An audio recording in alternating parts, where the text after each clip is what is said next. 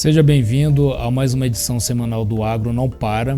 Eu sou o professor Vinícius, mestre em Ciência do Solo. Vou te guiar no universo do agronegócio, com matérias técnicas, visitas a campo, curiosidades e entrevistas com especialistas do agro. Hoje eu vou conversar com o sócio fundador da Assistec Agrícola, o Alessandro Faustino. Primeiramente, Alessandro, seja muito bem-vindo ao nosso quadro semanal, o Agro Não Para, com o professor Vinícius Souza, e é uma grande satisfação estar com você. Alessandro, tem um certo gargalo aí na produção, que é a questão do manejo de pragas. Eu queria que você comentasse como é que está essa realidade hoje, com percevejo, tripes, ou qualquer outra agente entomológica aí que está dando trabalho no campo. E primeiramente, seja bem-vindo, viu, Alessandro? Obrigado, professor. Para mim é um prazer estar aqui. A gente Igualmente. Trocando ideias, tá? Falando um pouco sobre as pragas de campo, aí a gente tem acompanhado muito o que a gente tem visto, né? Um aumento da trips, tá? Um aumento bem expressivo, né? Esse ano foi até interessante, aqui na região de Jataí, nós tivemos menos problema de ataque com lagartas e menos problema de ataque com percevejo. Eu estou tendo agora, mas no final, aparecendo bastante ninfas, né? Porque vieram tendo as posturas, né? E está aparecendo bastante ninfas. Mas em relação a trips, eu tive mais problema. Que eu tive áreas que eu tive que entrar logo com a aplicação. A trips, por que ela apareceu? A trips é a praga da seca, né? Exatamente. E nós tivemos aquele período de chuva no início, de repente cortou as chuvas, e nós tivemos áreas aí até de 30 dias sem chuvas. E nesse período aumentou muito a trips. Então o produtor tem que tomar muito cuidado com isso. Porque às vezes ele não enxerga. Exatamente. Fica atento, viu, produtor? Né? Ela é bem pequenininha, né? Bem pequenininha ali, uma praga bem pequenininha. E muitas vezes o produtor não se atenta e começa a ver as folhas enrugando. E fala, será que é uma deficiência? Será que é algum produto que eu apliquei? E é a danada da trips, né? Já na região de Piranhas, que a soja é um pouco plantada mais tarde... É uma região que você trabalha muito, né? É isso, né, Alessandro? Isso, a gente trabalha nas duas regiões, né? Aquela região que é uma região baixa, né? Aqui nós estamos aqui de 680 até 1.100 metros aqui nos clientes meus. E lá em Piranhas eu estou de 380 metros. Aqui é que ele fala em Jataí, viu, pessoal? Aqui em Jataí, isso, Jataí. E Piranhas, a gente está numa região lá de 380 metros até 915 metros. Mas a região mais do baixo é onde eu estou tendo mais problema com Spodoptera. Esse ano foi complicado. Foi complicado mesmo. Então o produtor tem que tomar muito cuidado, o consultor também, na hora de recomendar o produto, porque está escapando muito. A gente estava acostumado a trabalhar com clorpirifos, uma aplicação, ficava bonito. Esse ano não funcionou nada. Tivemos que mudar o princípio ativo em algumas áreas, entrar com aplicações de emergência e para ter esse controle. Então o produtor tem que tomar muito cuidado com isso. E você citou um fato que foi bem adequado, essa questão de chuva. Então a chuva também ela acaba tendo incidência de doenças, é isso mesmo, Alessandro? Então a questão do manejo, ela não deve ser incisiva somente com um controle químico. O que você está adotando de manejo para doenças? E quais são as principais doenças de caráter fitopatogênico que você está vendo bastante aí no campo, aqui em Jataí, também na região que você atua de Piranhas? Aqui no Cedo, aqui as áreas nossas aqui do Cedo, nós tivemos menos problemas de DFC. Tivemos menos problemas no Cedo, porque acabou dando aquela seca. Aqui as áreas têm mais palhada, né? Mas o que aconteceu? As nossas áreas aqui acabou atrasando o ciclo também. Então eu tinha sojas aí com 45 dias que estava em V6. Olha só. V6 R1. E o normal dessas materiais, são materiais determinados para nós aqui, é em torno de 35 dias, estourando 40 dias, já estão em V6 R1. E esse ano nós tivemos um atraso. Então, o que aconteceu? Esse atraso e essa seca, a gente foi observando e de repente quando voltou a chover, veio o mofo branco junto. E então, o que eu falo para o produtor? Tomar cuidado, porque áreas que você teve ataque de mofo branco agora, o ano que vem, faça um trabalho bem feito, começando desde o plantio. Eu já estou falando desde agora da safrinha. Nós já vamos começar com um trabalho desde a safrinha agora, com tricoderma, e depois na soja entra de novo com tricoderma, e entra com as aplicações de químico. Olha, isso é manejo, né, Luciano? É um manejo, seria um manejo, correto. um manejo que a gente vai fazer.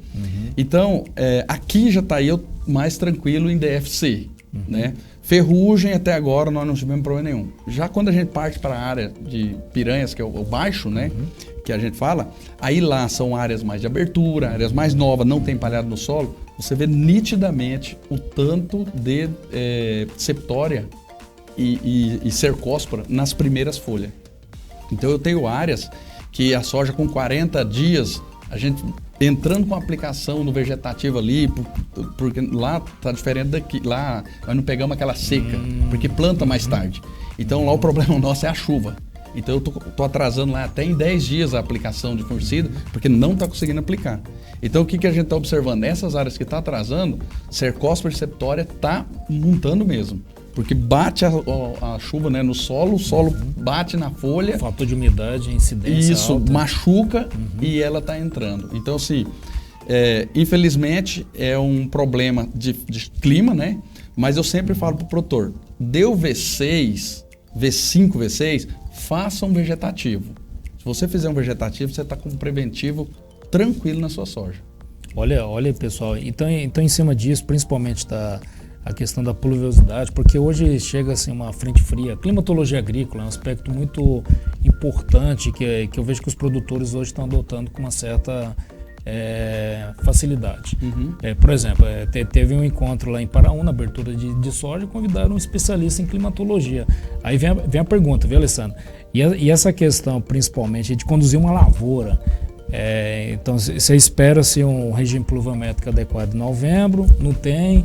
Dezembro não tem, e que nem aqui em Jataí, em dezembro começou a ter um residual, um gradiente aí pluviométrico de alta intensidade.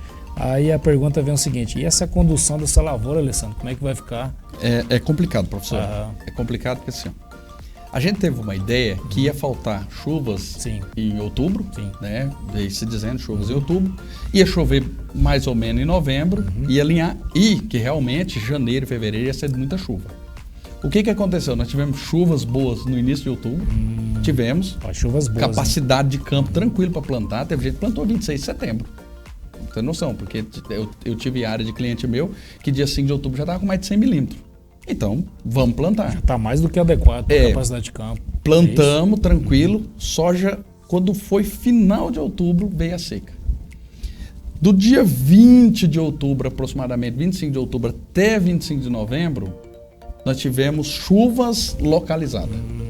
Então eu tive área que deu 5 milímetros, eu tive áreas que deu 10 milímetros, teve áreas que não deu nada, tem áreas de cliente que chegou a dar 35 dias, tá? Nesses 35 dias deu uma chuvinha de 5 milímetros no meio, para não falar que não choveu nada.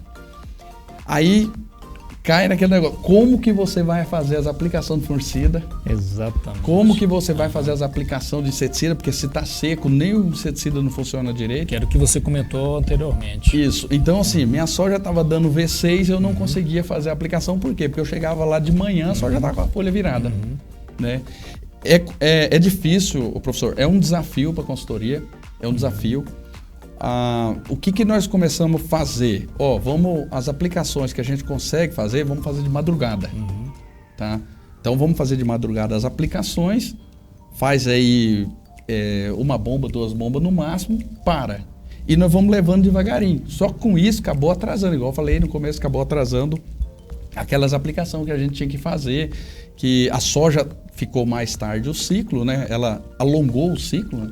Igual eu falei, a gente estava acostumado aí com soja com 35 dias, está em R1 já, que era o normal nosso aqui. E nós estávamos em V3, V4 soja com 35 dias. Então, assim, é difícil, tem que estar no campo o tempo todo olhando para você não jogar uma aplicação fora. Essa observação diária é importantíssima. Essa observação diária é importante. É importante, porque assim, imagina, você já está acostumado com um material de soja que com 35 dias ele já está V6, R1. Você já está acostumado a ir ali e fazer o vegetativo. Aí esse ano ela não estava. Se você está acostumado e fala, não, vamos soltar a aplicação porque deu o calendário que a gente está usando, jogou dinheiro fora. Olha só que detalhe Então tem que tomar muito cuidado, porque se eu fizer essa aplicação, corre o risco daquela soja que adiantou o ciclo eu fazer mais uma lá na frente. É viável fazer 4 aplicações numa soja? Vai depender da doença. tá? Depende muito. Então, assim, o que a gente tem que fazer é realmente acompanhamento de campo, fazer o acompanhamento para ver a viabilidade dessa aplicação. Tem que ser algo sistemático, é isso, né? É isso aí, não é algo travado. Uma caixinha. Isso. Se fosse uma caixinha quadrada que não tem soluções. É isso aí, não pode ser travado. Falar assim, essa soja dá 110 dias, eu vou fazer uma aplicação com tantos dias, outra com tantos dias, outra com tantos dias. E o que aconteceu? A soja de 110 está virando 120. Então, como no cedo nós tivemos a seca, o que nós fizemos? Fomos observando. Não está aparecendo doença nas primeiras folhas. Então, fomos observando. Sim. E aqui na nossa região, aqui já está aí, nessa região daqui, o que aconteceu? Com esse atraso, a gente conseguiu aplicar os materiais no momento certo. Igual eu falei, esse ano, nunca aconteceu, nesse período todo da minha consultoria, eu deixar 2 aplicações sem fazer para percevejo. Nunca aconteceu. Foi um ano atípico. Foi um ano. Você pode dizer isso. Vamos se dizer um ano totalmente diferente do que a gente vem acontecendo aí. Porque sempre a gente teve ataque de percevejo na soja aqui. E esse ano tá tranquilo. Lagartas e percevejo. Por isso que a importância do monitoramento. Sim. Porque se o produtor vem olhando o passado, ele fala assim, não, mas sempre eu coloquei produto para percevejo, produto para lagarta junto com fungicida. Sempre ele vai falar. Aí chega na hora e fala assim, vamos aplicar, porque eu sempre coloquei. E quando a gente está observando, quando a pessoa tem um pessoal de campo correto. Treinado, o que vai acontecer? Ele vai olhar e falar, não precisa. Isso é uma coisa importante que o produtor tem que começar a fazer. Ter pessoas que realmente olham com olhos clínicos a lavoura dele. Então, nós agradecemos aqui o Alessandro, da Sistec, adotar o manejo inteligente, não é isso, né, Alessandro? Então, nós aqui do nosso episódio O Agro Não Para, com o professor Vinícius. Alessandro, se você quiser deixar seus contatos aí, fica à vontade. Então, e nós mais uma vez agradecemos aqui a sua presença. O contato da gente aí, quem quiser entrar em contato com a Sistec Agrícola, pode entrar pelo telefone 64 3631 6707 ou pelo celular 996714888. Tem também o Facebook, só digitar lá Sistec Agrícola, e o Instagram também, @Sistec Agrícola. E se quiser acompanhar minhas redes sociais, pessoal, professor Vinícius Agro, tanto no Instagram como no canal do YouTube. Então, nós agradecemos, Alessandro, mais uma vez. Muito obrigado, professor. E estamos aí com aquela questão, lembrando sempre, pessoal, que o agro não para. Bem, pessoal, professor Vinícius Agro. Agora, além do Instagram, nós também estamos realizando live através do YouTube. Nós aqui vamos ter um convidado muito especial, amigo nosso aqui do agro, Luiz Gustavo, né? O Luiz Gustavo, ele desenvolveu toda a sua carreira ali na Exalc, não é isso, né, Luiz? Tanto a graduação, como mestrado, o doutorado, principalmente na parte de agricultura de precisão. Então, primeiramente, Luiz, seja bem-vindo, sinta-se à vontade, da forma como você quiser espelhar, né? Se você quiser inserir vídeo, fica à vontade, apresentações. Então, nós aqui do corpo do professor Vinícius Agro, estamos realmente aí muito lisonjeados com a sua presença, viu, Luiz? Eu sou engenheiro agrônomo formado aqui na Exalc, em Piracicaba, então mexo bastante com agricultura digital. Hoje eu sou coordenador de produtos educacionais na AgroAdvance. A AgroAdvance é uma empresa também de educação, onde a gente vende cursos, capacitações para pessoas aí voltadas, né, para o agronegócio. Então hoje eu atuo com essas frentes.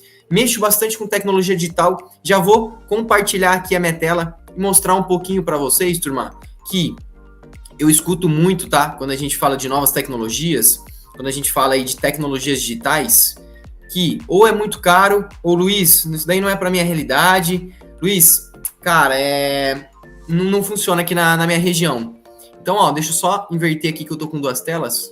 Aqui, meu nome, redes sociais, rede social da AgroAdvance. Vou mostrar um pouquinho todos os mapas, todas as ferramentas que vocês olharem aqui nessa apresentação, turma, foram realizadas em softwares gratuitos, com imagens satélites gratuitas, com ferramentas gratuitas. Então, tudo que vocês estão vendo aqui, vocês conseguem executar perfeitamente também, se você tiver interesse. Vou mostrar um pouquinho mais aqui onde buscar essas informações. Para quem quiser aplicar na própria fazenda, para quem é consultor, para quem quiser vender projetos de consultoria, projetos aí que dá para ser vendidos tranquilamente por 5, 7, 10 mil reais. Então hoje, né, quando a gente fala de agricultura digital, quando a gente fala de agricultura de precisão, o que são esses conceitos, Luiz? E aí, agricultura de precisão, a primeira coisa que às vezes vem na cabeça, né, de muitos de vocês, estou falando do GPS, o piloto automático.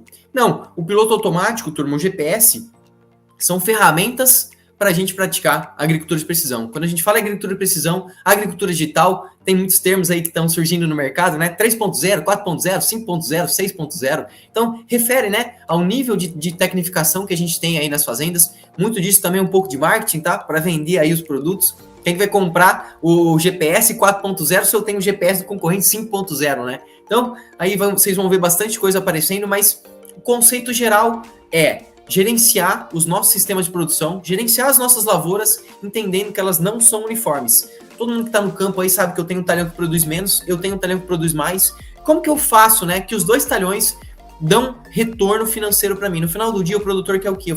No final do dia, o produtor quer ganhar mais dinheiro, quer reduzir custo, quer ser mais sustentável. Então, explorar essas regiões tirando proveito econômico. Como que eu faço uma área ruim da minha lavoura dar lucro? Luiz, agora você endoidou, né? Como assim? A área ruim da lavoura é ruim, não tem como ela dar lucro. Tem, turma. Se a gente identifica com tecnologia, amostragem de solo, quais são ali os limites, né, superiores de adubação? É um solo fraco, é um solo arenoso. Não adianta eu jogar um caminhão ali de calcário, um caminhão de gesso, jogar um caminhão de adubo ali naquela região. Esse solo não vai me entregar em aumento de produtividade. Então, por que eu vou jogar? Vou gastar, que é custo, tá? Vou jogar bastante adubo, estou gastando bastante naquela área que é um solo fraco.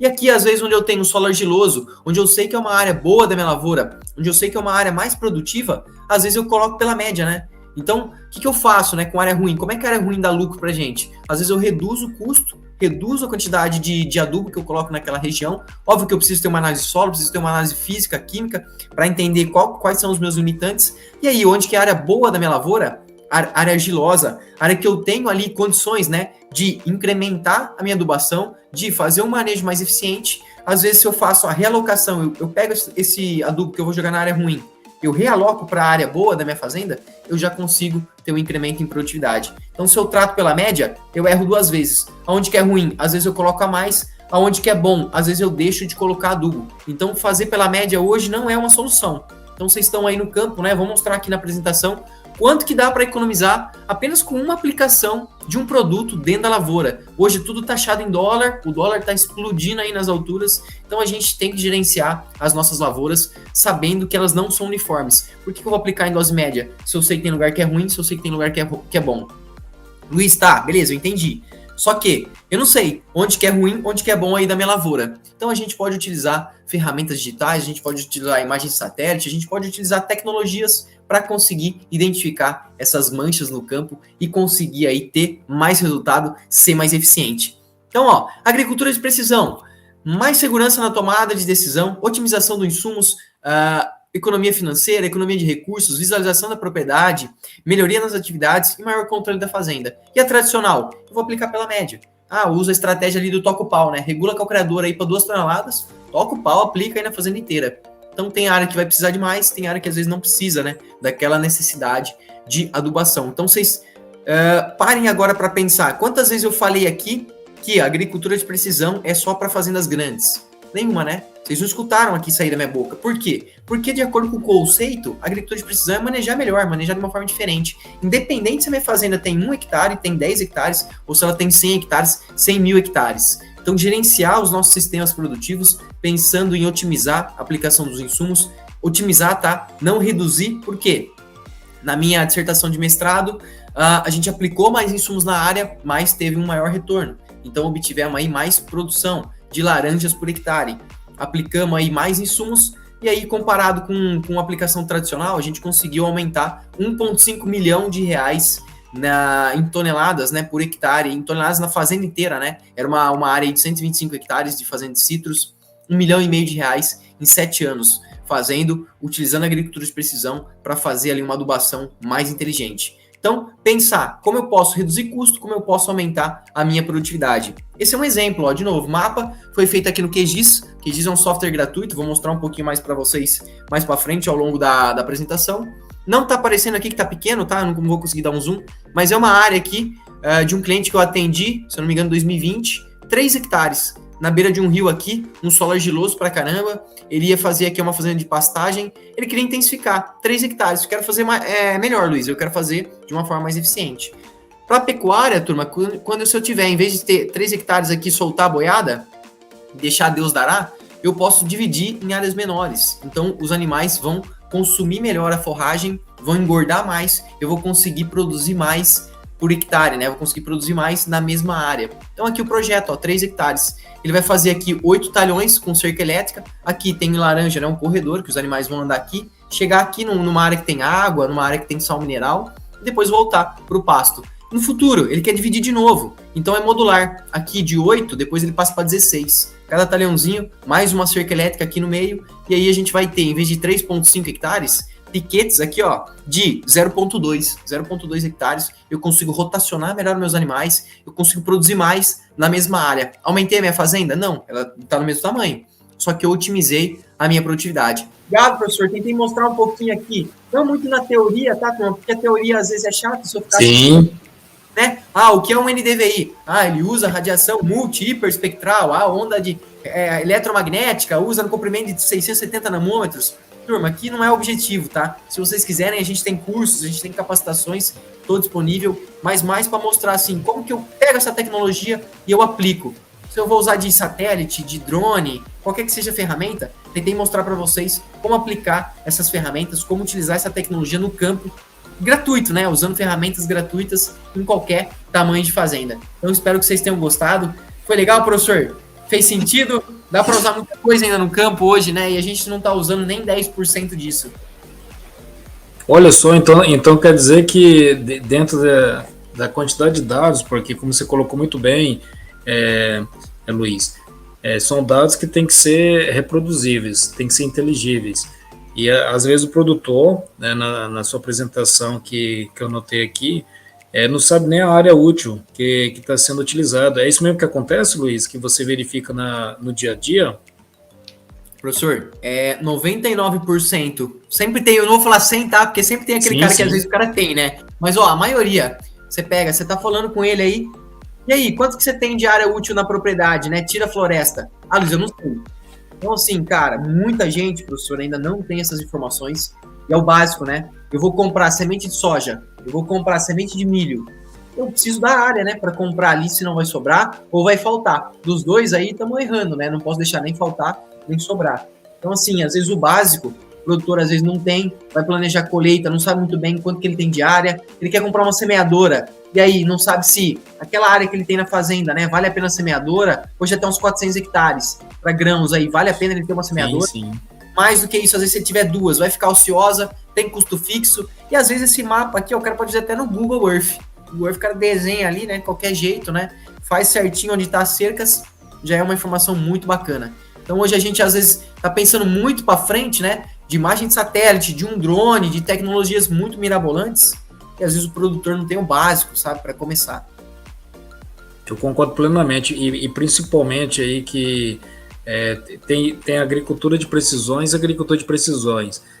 Depois você pode me corrigir que a sua área específica, Luiz, geralmente faz um quadrante com vários pontos ali no mesmo talhão, mas aí chega naquilo que você pontuou, né, pelo que eu pude acompanhar, essa questão da variabilidade.